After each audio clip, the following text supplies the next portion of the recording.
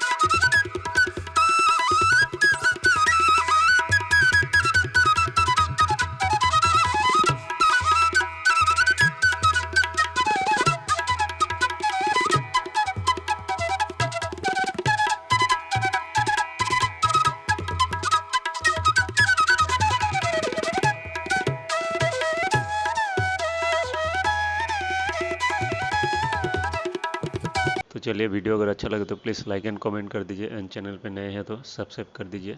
तो चलिए, हैप्पी दिवाली।